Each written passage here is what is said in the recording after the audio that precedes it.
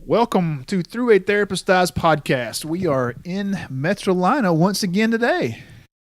With Chris Gazdick, and you are. I'm Craig Graves. I was told that you got to say your name, man.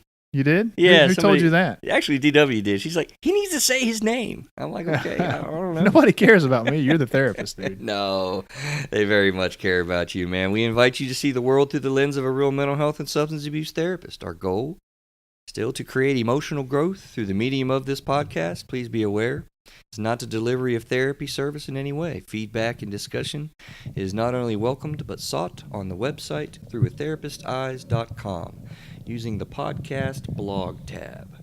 So how are you, Craig?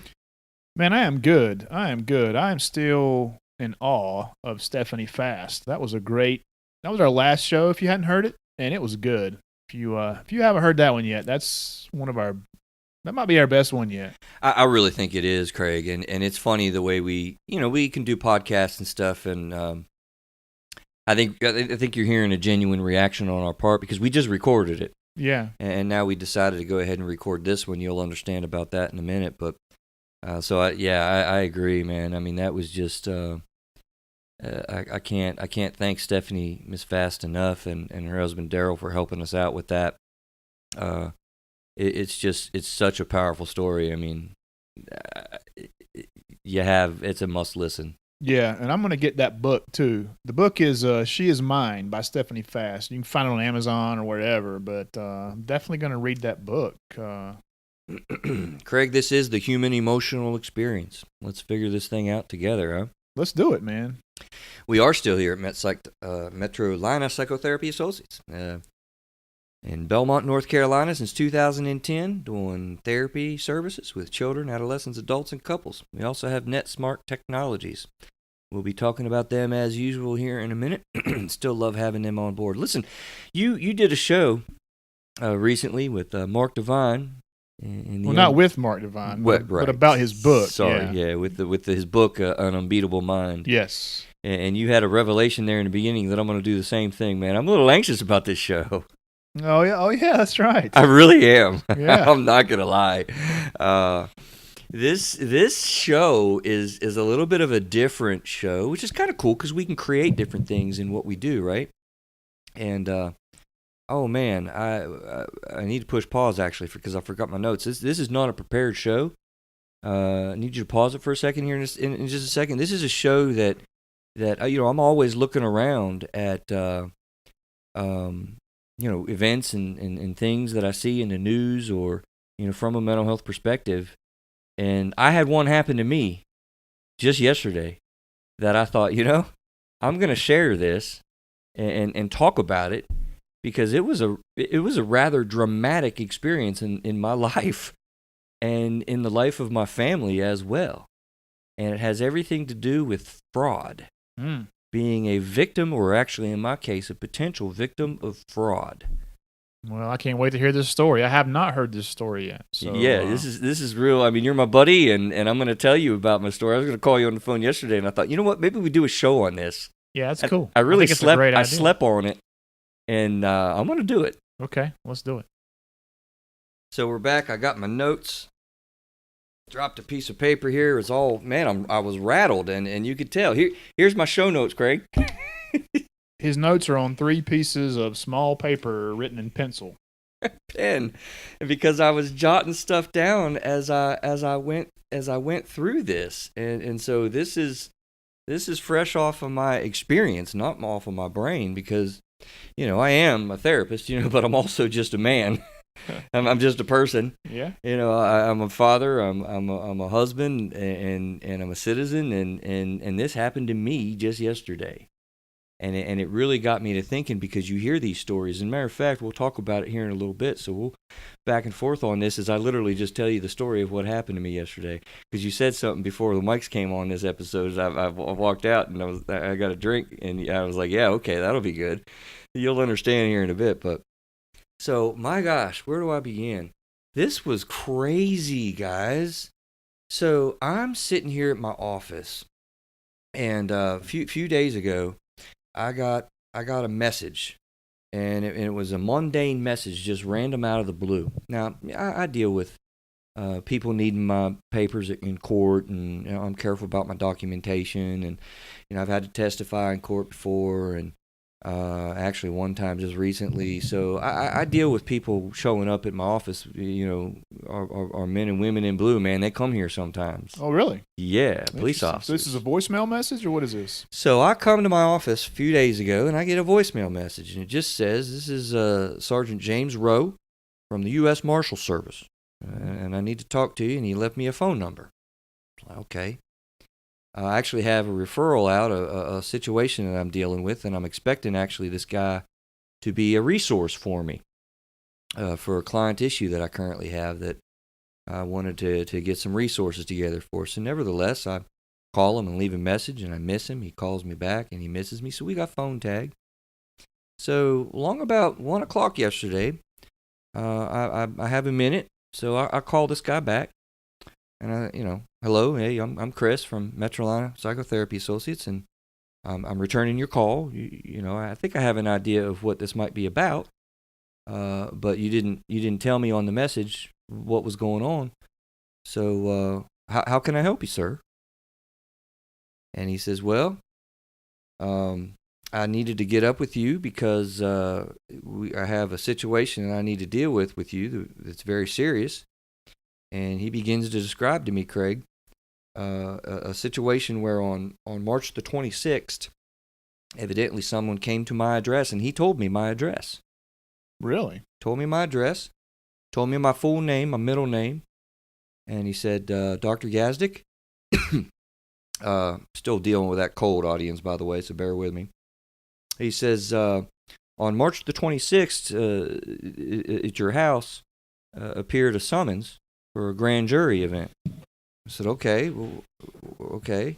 And he said the court date for this grand jury trial was on March the 16th, and you failed to appear. And I said, well, I mean, I have no idea what you're talking about, sir. I had not received any summons. I don't know what you're referring to.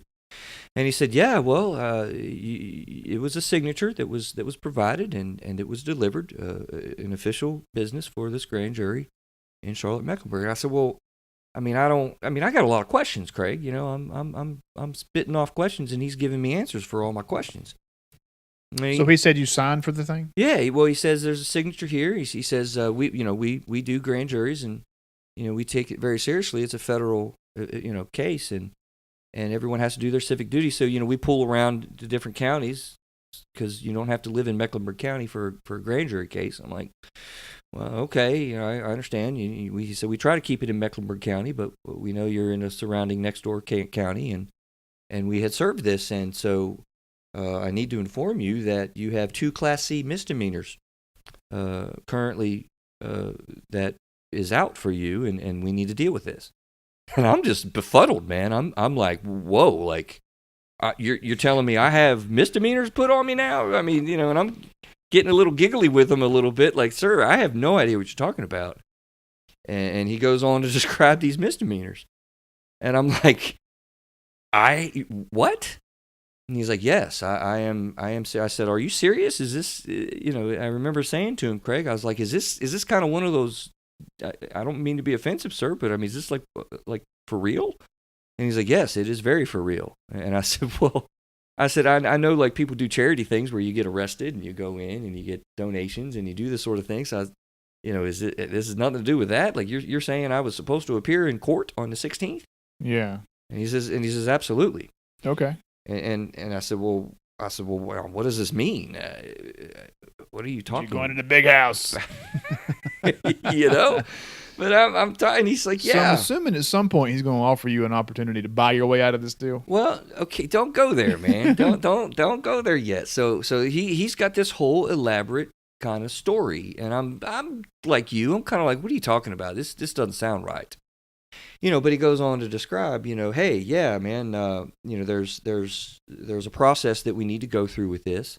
He says there is currently a warrant out for your arrest, but he's like, listen, we know something weird's going on. I'm like, yeah, something's weird going on because I didn't sign nothing. I don't know what you're talking about.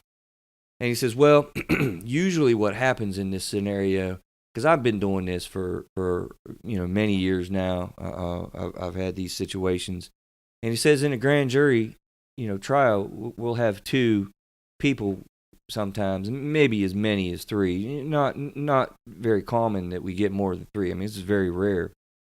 But he said, we'll have to go through the standard procedure and deal with those people. But for some weird reason, we have 12 this time.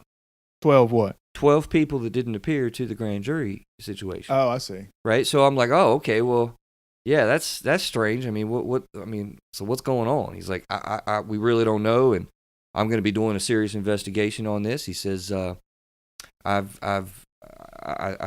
to look into, mail carrier maybe did a signature, somebody got lazy, somebody in my office did. I'm going to get to the bottom of this, and this is never going to happen again under my watch. But we have to deal with this, and this is what we do. There are fines for this, and it's a $400 fine and $390 for the other one. He said, I want you to write this down. He's like, there's a document number 390. And this is for the contempt of court, and it's document 100CR-19. You got that? I'm like, well, okay. And we interact on that. I'm like, okay. And he says, then the other one is the failure to appear, and that is document number 100CR-12. And I'm like, okay, so you got two counts here. And he's a yes, sir. And he's like, I really appreciate you, talking to me and taking this seriously. And I'm like, okay, well, he's like, because a lot of times, man, I got people, I got to chase people down. And so I appreciate you and your attitude. I'm like, well, I mean, I don't know, man, what you're talking about. And this doesn't sound real. He's like, well, I can assure you this is very real. But he says it's okay. All we need to do is, we need to bring you down to the police department, and you need two forms of ID. You need a bill that shows your home address, and you need your driver's license. Yeah. And I'm like, okay. I mean, I don't have anything in my office. I'm in my office now, and he's like, you don't have anything that has an address on it that you can show you're legit and you're who you are, because you have your driver's license. I'm like, yeah, I got my driver's license. So I was like, okay, well, you just come down here, and what will happen at the police department, I'm here, I'll meet you here, and we'll do a signature. You'll kind of write off your signature, and we'll do an analysis of that on the federal level, and it usually takes about 3 days, and because you're compliant with this process, that you'll get your money back. We'll take care of the misdemeanors and this and that, and it'll be fine. But if it is found that it is your signature, then you'll forfeit the fees, the fines, and you'll simply get another summons, because we do have grand jury cases on a regular basis, and that's what'll happen. So we need to take care of this. I'm like, again, I'm giggly with him. I'm like, I don't know what you're talking about, man. This is crazy. So, but were you stressing out or what? I mean, I'm stressed. Yeah, okay. Because he's got my attention. Yeah. I mean, this guy's got my name, he's got my address, and he's telling me that there's these charges, and he's telling me that it is a warrant, and it, we can go through some sort of what do they call it, a civil litigation or leviation process. Is it litigation? Yeah, I don't know, to be honest with you, because I'm a little rattled now at this point, because you got to understand, this is completely random. Yeah. I mean, this is completely random. I'm like, what has just happened here today? And I looked at him. I said, so, I mean, what needs to happen now? Like, are you telling me this needs to be taken care of now? And he's like, oh, yes, I don't want you running around, Charlotte with a warrant out, for your arrest, because they'll process it. They'll do the handcuffs and everything. I mean, it'll be a whole 9 yards. Oh, and I'm like, really? He's like, yeah, really, this is a serious matter, not appearing. I'm like, but I didn't sign anything. I don't know what you're talking about. He's like, sir, I understand that's the case, but if you don't want to deal with anything, we can just let it go, and I'll have to turn it over to the warrant department. My lieutenant's here, and what they'll do is they'll just they'll process it, and they'll show up maybe tonight, maybe tomorrow morning or sometime, and we'll have to process it that way. And, it would be the same process. So either way is fine. I just know this is a better way for you to go so that we get it taken care of. And I don't want you to have to go through that because we know there's a problem on this case. The judge is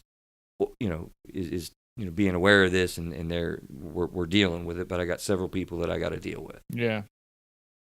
So I'm like, okay, I don't know what to say at this point. I mean, I don't want to just hang up on this guy.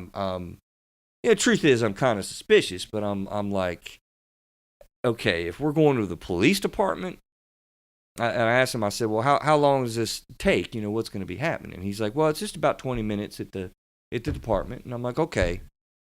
So I need to come down to the police department now and do the signature thing with you. And he's like, yes, I would, please, that would be good. We can do that. It'll be an easier process. So I'm like, I don't know what to do. I don't know what to think here. And so I'm like, okay, well, I'll come down to the police department. So you have to go to Charlotte. So he's telling you to go to Charlotte Police Department? Charlotte Police Department. He gives me the accurate address, says I'm here. I'll be here to meet you, and we'll just take care of this, and it'll be okay. Yeah. So I'm like, okay. So then he puts on to me, but I do need that address. Thanks. So I'm like, I don't have anything in my office, man. He's like, you mean tell me you don't have anything with your address that you can show that you live there? I'm like, I'm at my office, man. I don't have, no. He's like, well, I mean, we need that. He says, what we'll do is we'll do a mole transport, a mobile mole transport, where you stay in constant contact with me, and so that way, if you're stopped or we'll have this recorded so that it'll be on record, and we can begin that now, and so that you're protected and there's nothing that will go wrong, and I'll supervise this process. So I'm like, I'm gonna talk to you this whole time? He's like, yeah, if you will give me a phone number to, we'll guide you in and just. So get now, did he call your cell phone or did he call your office phone? He called my office phone. Oh, okay. He called my office phone. So I'm ready to go take care of this, I guess. So I got to go home. He's like, well, okay, well, how much of a drive is that? I said, well, you just said my address. It's in Gastonia. So I'm like, okay, well, let me tell my secretary kind of what's going on because I need to cancel a client or two to come down and do this. And so she comes in and she's rattled. She's like, what's going on? I'm like, I explained her the process and what was going on. And I'm like, okay, it's okay, DW. We'll go do this. And if you just cancel a couple people and I'll be back. And you didn't tell her to bake you a cake with a file in it or anything like that? It'll be fine. What? You didn't tell her to bake a cake with a file in it? You got jokes, man. So off I go. He calls my cell phone, and we're in contact. So he called your cell phone? Yeah, he called my cell phone. He says, "This is Sergeant James Rowe. I'm here with Mr. Christopher Anthony Gazdick. And the time is whatever 12, 22:35, and so now you've canceled clients over this thing. Yeah. Oh God. Yeah, and I'm a little bit rattled. Like I said, I didn't expect this. I don't know what the hell's going on. Yeah, okay. I'm kind of feeling weird about it. I'm suspicious, but I'm like, what the heck? Yeah. But okay, we'll just get it taken care of. And so he says, can you state your name for the recording and spell your last name? So sure, Christopher Anthony Gazdick, Gazdik. He's like, okay, and so you need to tell me if you make any stops or don't hang up the phone. We need to have an uninterrupted time here. And if you stop for gas or anything like that, you just need to let me know what you're doing, and we'll guide you in. Okay, so I'm driving, and now I'm just chatting with him and talking a little bit. Good grief! And I'm driving home to get my damn, And you guys got on the phone the whole time. Yeah, and so he's talking to me. Okay. And we start talking about police stuff. I tell him about episode 4. Oh, God. He knows about the podcast? Yeah, I'm telling him. He's listening right now. Yeah. Hey, if you are Sergeant James Monroe, yeah, we're going to chat again maybe sometime real soon, buddy. So, so I'm just chatting him up and I'm talking. And now I'm kind of calming down a little bit too, and I'm thinking a little straighter. And I'm thinking through this as I'm going, like, is this... you really serious with this? In my head, I'm thinking this is fishy, but that's fine. I'm thinking if I'm at a police department I know that's got to be legitimate because it's the police department. I mean, who does weird stuff at a police department? Yeah, you would think if he's a scammer and he's going to direct you to the police department, Right. you're going to the police department. I'm going to the police department. Yeah. I'm going to the police. Yeah, So, okay. yeah. And you're going to meet me there. Oh, okay. So I go home and actually run into my son. I'm like, hey, buddy. He starts chuckling there. He's like, yeah, don't tell him that you're on the run from the police. I'm like, I know, right? I said, hey, man, did you get anybody come to the door, recently? And did you happen to sign anything weird? And I really need you to tell me the truth right now. And I'll explain Is to Adam you or later. Aaron? This is Aaron. Yeah, okay. He's my older kid. And he's like, no, Dad, man, I didn't sign. I didn't sign anything. I don't know what you're talking about. I'm like, okay, I didn't think so. And so off I go, and I got my little bill, and it's got my address on it, and then I'm driving back. So he's like, okay, so there's a form of payment for this, just so you know, it's a federal system, and we need cash. Because that's the only form of payment that that they'll deal with, because there's regulations with that. And I'm like, okay. So he says, what, I realize people don't carry around, $1,000 worth of cash on them. So, and I'm like, well, I can only get $400 out of an ATM. So, I mean, what, he's like, well, I don't know. I mean, So now it's moved to 1,000? Well, I got two charges. Oh, okay. Yeah, I got a you're contempt of court, and I got a failure to appear. right. Okay. One of them's $405. The other's $390 fine for this federal system. Okay. So I'm like, okay, And he's well, telling you got to pay cash? yeah. And this is where I start to get really kind of like, okay, what are you talking about? I'm like, you mean tell me the police department can't accept like a credit or something and this and that? And he's like, no, they have, it's big money with the federal government. And they got all their laws and rules and everything. So we have to do it this way. He actually said, when you get a concealed license, that you do a similar thing that you have to do. And I'm like, okay, well, I'm kind of interested in doing that anyway, so I guess I'll be learning how that happens. I'm like, okay, well, all right, so off I go to the bank, and as I'm going to the bank, now he tells me that you need to get one of these green dot cards in its standard operation at the CVS, the form of payment that you go do this little green dot thing, and it's got a number 1537 in the corner. It's the one we use. And I'm like, now my head's buzzing. I'm like, okay, what are you talking about? No card thing. I mean, he's like, yeah, you just bring that into the police department, and you put the money onto that card, and it processes that way. And I'm like, okay. In my head, I'm thinking, I mean, when you get a concealed weapons license, you really got to go get a green dot card? Really? Did you ask him that? I did. Yeah. And he said, oh, yeah, absolutely. Absolutely. He's like, that's the way the federal government processes. We really only use cash. I'm like, okay. I mean, cash is best. I like paper, Craig. But now I'm kind of like, what is up? And so I'm already in it, and I'm on the way to the police department. So, again, I'm going to the police department. I'm cool with that. That's the only thing I'm really cool with here. Right. And I don't really want to be put in handcuffs and arrested. I mean, that's kind of weird. So I'll go with your little process that you're describing here. Host of local podcast arrested. Yeah, right? Failure to appear. And that is threatening. That gets in your head because you're just pulled by surprise here. Yeah. So, meanwhile, DW has called my wife to let her know what's going on, and she's freaked out, But I'm okay. So now I go to the CVS and I get this little green dot thing, and they knew exactly what it was, and they went and got it, and they seemed like they knew what was happening here. And so, I put the money on the card, and I'm like, okay, well, I'm on my way. And what else did he tell me that was? I mean, there were other sort of convincing things because I asked him a lot of questions, and he had answers for everything. It was crazy. So at some point, he's going to tell you not to come to the police department, right? No, that's not what he told me. There were some other things that were like, made me feel like, okay, maybe there is something legit to this. But at some point, you figure out it's a scam. Well, we're getting to that now, right? Yeah. So as I got this thing and I'm walking out, he's like, okay, so you got that on the card, and before you drive out of the parking lot and get driving again, he said, I just want to confirm that it's right so that we don't have to go through the standard operating procedure, because then you'd have the district attorney would be involved and would have to put you in holding for a little while, and I just don't want you to go through that.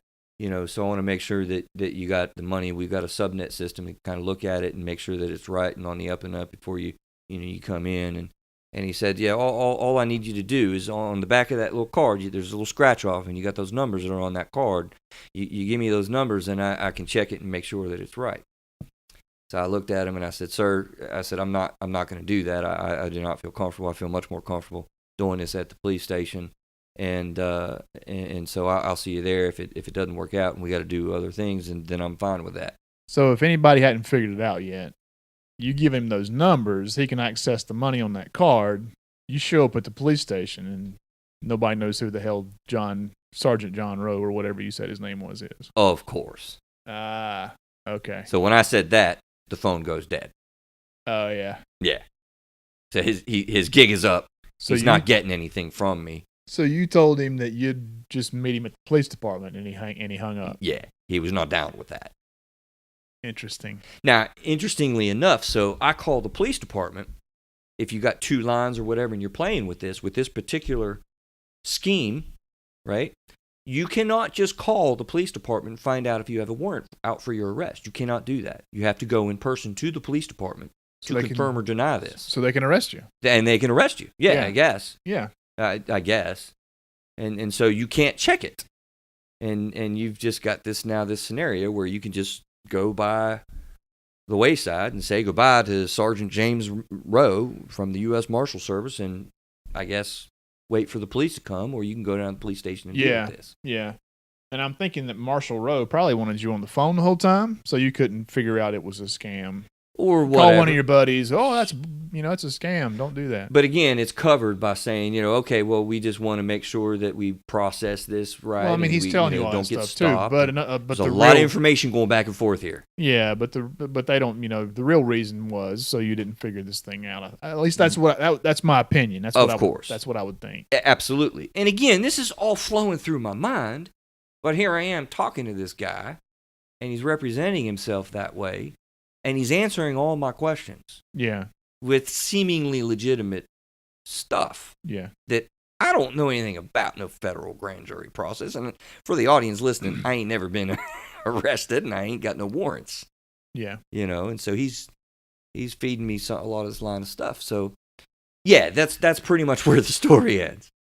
But, I'm sitting there like, do I go down to the police department now? And that's when I called them. Got the number, and she informs me, I can't tell you if there's a warrant. I can transfer you over to this line. You can process a police report, which I still have yet to do. Do intend to do that.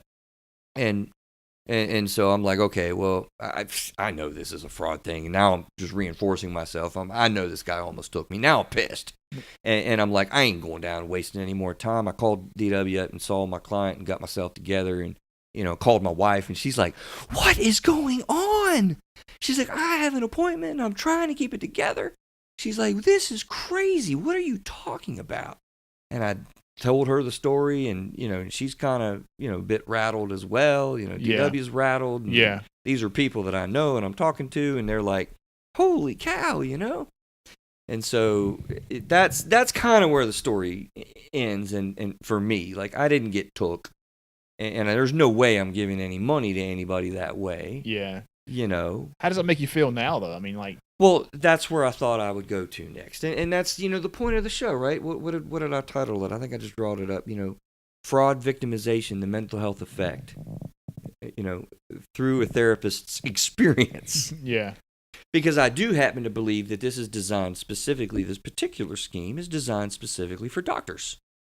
And I now believe they crawl all across the country. They just make these calls, lay a little bit of groundwork with dates and get their addresses together and whatever, and they put people through this. And Craig, I'd be willing to bet that they are more successful than unsuccessful in these schemes.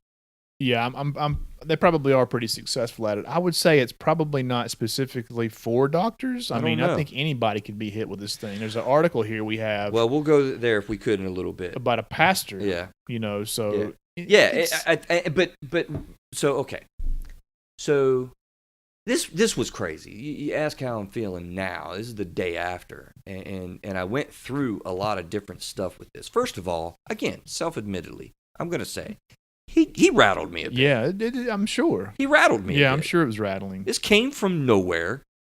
It has some air of legitimacy in some regards. I could just blow it off. Yeah. But who the heck wants to blow off a threat like that? Yeah, I think the thing in a place where I'm also accustomed to dealing with police. Like, police show up and they do this. Yeah. The key is they show up. Yeah.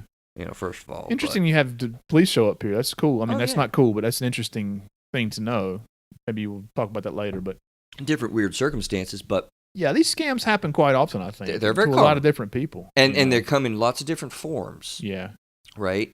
And what I want to kind of talk about so that people know is the emotional experience of going through this, the rattling effect.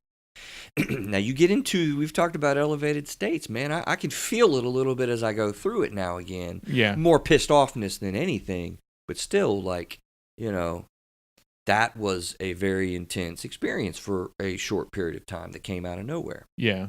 So at the end of the day, I went back to the CVS trying to get my cards reimbursed, and they're not able to do that. And I'm interacting with the store clerk, the manager, not the head person, but the store manager of the time. And he's like, well, the store manager is going to be here tomorrow morning. You can maybe try with her, but I don't think I can refund this. And we start talking about the scams that go on. Yeah. And he was like, yeah, if I would have been at the desk, I would have maybe called it off and told you don't need to buy this card, that this is not on the up and up. Of course, at that point, I pretty much kind of knew it already. Yeah. But I was going to go ahead to the police department because I was comfortable going to the department. Mm-hmm. So, I don't know. I sort of settled down. But then as I'm doing my sessions and after I'm done working, I mean, I'm pissed because I know these people are successful at this sort of thing. Oh, absolutely. They're very successful. Yeah. And they prey on old people. There's different types of schemes. The reason why I thought this was specifically maybe for doctors, upon which for the listening audience, I'm not a doctor. I have an LCSW. People get that confused a lot. But it says right on the internet. My wife and I were talking about this last night. And she pulled it up, and it says right there, Dr. Christopher Anthony Gazdick on a thing. I mean, because it's the world we live in. Mm-hmm. Your privacy and your safety, in some regards, is threatened with that, which is another piece of this. Yes. And people can get direct information about you. Yeah, people can even mask their phone numbers to make it look like it's coming from an official number somewhere. Yeah. Yeah, and you can't track that, you can't check that. Yeah. I know our phone number is I call you and it's protected from HIPAA so that you can't even see who's calling. Mm-hmm. There's all kinds of stuff like that. So yeah, I'm aware of the time, actually. This took longer than I thought, but it's a compelling story to deal with the emotions of fraud. And how I'm feeling today is angry still that they do this. And I'm also, here's the key, now I'm also embarrassed about it. This goes to the comment before the mics came on, you're like, reading this article that I gave to you, and your comment out loud was, what, people actually fall for this? How many people across the world right now are listening to me thinking, come on, man, you had to know. Like, come on, why are you going to fall for this? Well, I kind of made light of it, but it's easy to fall for stuff like that. If you don't know. I mean, the guy in this article here kind of explains why he fell for it, and what he says makes sense. So I asked you to read that. I haven't read that article, but DW was telling me about this, and this is another situation that was in Charlotte, actually. Yeah. And I told somebody, by the way, what happened in my office that day, yesterday, and he was a victim of it. Yeah. That's the little circle. And when I came across this and I'm seeing all these people are affected. So what happened with this article? Probably a lot of folks are victims of this. Probably a lot of people listening to this podcast are. I listened to a podcast called Cleared Hot. And the guy's ex-military, and the IRS quotes called him, it was an Indian voice, and he figured it out. And he actually recorded the thing and played it on his show. Yeah. And it was hilarious because he figured it out. And he's like, yeah, I'm kind of a prepper. And they're like, well, sir, we're going to send the cops out to your house to arrest you. And he's like, yeah, I'll be waiting on them. And I won't be taken alive, And he just kind of went on with these guys. And it was really funny. Now he's messing with them. Yeah, he started messing with them. So it was awesome.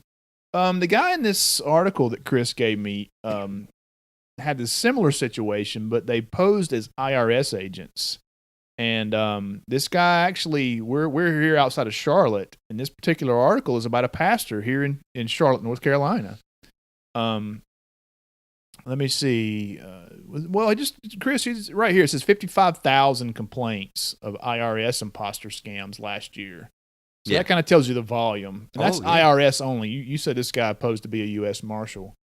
But the crazy thing, this guy was asked to do. He's a pastor of a rather large congregation. Yeah, bless his heart, right? he fell for it. He's an older gentleman. He got transferred to a supervisor, in quotes, who identified himself as Steve Evans and gave a badge number. So I'm sure this guy sounded official too. The man instructed Cadenhead to pay $4,900 by purchasing prepaid debit cards at a local retail outlet, loading them with cash, which is what you're talking about, right? Pretty much. And reading the PIN numbers on the back of the cards over the phone. Exactly the same thing you're talking about. Which is a no-go for everyone in the audience ever. Yeah, and by the time this poor guy, figured out what was going on, they hit him for $16,500. Successfully got it from him? Successfully, yeah. He gave him $16,500 before he figured out he was getting scammed. And what it says here is, he says, how, you might ask, how could I be so gullible? Right. He said he was a pastor. They threatened to arrest him, Yeah. And he was afraid of the media backlash of a local pastor getting arrested by the IRS for tax evasion. Now, just to be clear, this was in 2015 before the IRS scam is now well known and is probably not really used. Yeah. But they masked their numbers, so it looked like it came from Washington, D.C. They gave it a 202 area code. And they hit this guy for, $16,500. And he went up to the Supreme Court, I think I saw. Well, he testified in front of a Senate hearing committee. Yeah. And that's what the article's about. Yeah. And we can post that in the show notes. Yeah, I got the link to you. Yeah, it is a little dated, but it happens, and it happens to people, And these kind of things have been going on for a long time. I think that just now with technology, it makes it easier. It does. I have a personal friend of mine that sniffed out a scam, too. A lot of times they'll do purchasing stuff, like you're going to purchase a trailer. Yeah. And they're going to go ahead and do a payment through, Google Play cards or these. I never heard of Green Dot cards before. That's another thing that kind of was like, well, I've never heard of that. I don't know what that is. It's not like stupid iTunes cards. Yeah. Total giveaways like that. But any card is a giveaway. Yeah. A couple examples I can think of. This is way back. I think when Craigslist first came out, and I found a car on there that was way underpriced for the kind of car that it was. Yeah. And so I reached out, asked the guy about, oh, yeah, I still have it. The price is right. I'm getting ready to be moved and all this other stuff and trying to get rid of it fast. I'm like, yeah, I'd like to come take a look at it. And the guy's like, well, I've already been transferred, So if you'll just deposit the money, then I'll ship you the car, So I'm like, yeah, okay, yeah, right. Yeah. But my grandmother passed away in 2002. And I remember, and she was elderly. And I remember some guys came by her house one time. And they were handymen, and they were going to build a porch on her house, and they needed some money to get the materials. So she gives them, a couple grand to go buy materials, and of course they never came back.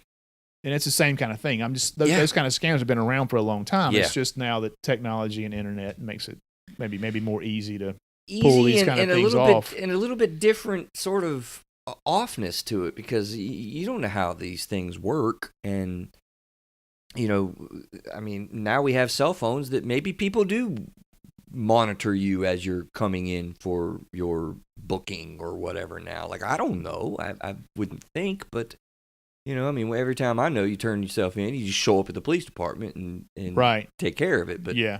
But maybe they want to make it an easier process for you. I don't know. Right. Cell phones and social media and stuff online. It bothered me very much that he had my address and stuff. It's disheartening, and it's really anger provoking, because they really do get a lot of money from people, and then you feel kind of stupid. Now, you didn't get nothing out of me, and I'd like to think that they wouldn't be able to convince me in any way to be able to do something to actually get money, but when you're tricked, and you're tricked. Yeah. You don't know. I'm just trying to buy a trailer, man. Yeah. We should contact the Charlotte Police Department and ask them how many folks show up in there looking for that agent. I mean, seriously, because Well, you know yeah. some people go through with that thing, man, and they show up then they're looking for somebody that ain't there. I wonder, and they have to know that. I mean, I'll file a police report and and all of that. But nothing will come from it. I mean, this guy could be, in some basement somewhere in Nevada. I don't know. Yeah, or God knows where. Yeah. And they do this all across the country. So, yeah, we like to blow up myths and create awareness about things. I mean, it sucks to go through something like that. I mean, it's frustrating. You feel silly a little bit. You feel embarrassed a little bit. I on a podcast show talking about this feels weird, Craig. Yeah. I mean, some people, like I said, maybe I should have just made fun of him on the phone. No, well, you're spreading awareness, man. Somebody might hear this and try to get scammed, and as a result, they don't. Yeah, and I'm no expert, it's but good to speak out. Any kind of thing that makes you feel, threatened or, pressured, or using cards or alternative forms of payment and all that. I mean, I think pretty much everybody knows now the IRS, they don't operate that way. Yeah. They're not going to call you. They're going to send you, documentation and things like that. Yeah, that's what it says in the thing here. This article says that they use phone as a very last resort, that you've already received multiple mailings about your problem, whatever it might be. Yeah. Even if there, if there was one. So if the IRS calls, then it's probably fraud or a scam in the making. Yeah, I mean people are creative, Craig, and when people want to offend or take you on something, they will. They'll find unique, creative stories. I mean, the clerk at CVS was kind of like, "Man, that's involved. What you're telling me." He's like, "That's much more elaborate than a lot of the things I've heard, because we see this oftentimes, people getting these cards." Yeah. But he's like, "Man, I ain't never heard anything like that." Yeah, that's crazy. I'm like, maybe we'll wrap it up on a light note. So you've heard about the Nigerian scam where you get an email, somebody in Nigeria has died, and I got that. You've won $5 million, and I've actually got two from Canada where they send you a fax where your long distance cousin died or something. Yeah. And so Nigeria or Africa is a big thing. You get emails from somebody in Nigeria. You won $5 million. All you got to do is send $1,000 to claim your money. Yeah. And so I saw a meme recently, and it said, "Man found dead in his apartment in Nigeria. $5 million in his apartment." With $5 million? Yeah. So like he was the guy that really had the $5 million. Oh, jeez. It's a joke, but God. And they're gonna cite that news story. It's just a funny meme about silly scams. But anyhow, I thought it'd be fun to go out on a light note. It's a weird thing. So don't feel stupid, but be aware. Yes. Talk to your friends, kind of, get some backing. Don't be alone, with stuff like that. And above all, stay calm and think through it. Yeah. And don't feel gullible. That's because it happens to a lot of people. It sounds real, and it's easy to fall for something like that. Absolutely. Yeah. Through the eyes or experience of a therapist. You have to change our podcast. Yeah. Through a therapistexperience.com. Actually, through a therapisteyes.com, folks, is where you can find out more about the show. We have individual entries. If you click on the blog/podcast tab for each show, you can listen right on the website, or you can click on one of the links to go to your favorite social or your favorite podcast platform. We also have an email list I'd love for you to be a part of. And we have links to our Facebook and Instagram out there too. If you enjoy our content, enjoying our show, please tell your friends, share our posts, and get the word out. Chris and I want to spread awareness of mental health and mental health issues. And a good way to do that is by telling people about us. So we'd appreciate it if you would spread the word. Where are we going next? Word out. Yeah, where are we going next? You tell me. I actually got an answer for that, man. You're the boss. So, no, we're bosses. Yeah, so we did a show on social media recently, right? Yeah. And I thought a good follow-up to that will be parenting in social media and different factors and ins and outs of that. Thought that might be a nice follow-up. I think that's a good follow-up. Social media is with us and it ain't going away, guys. Not anytime soon. See you next week.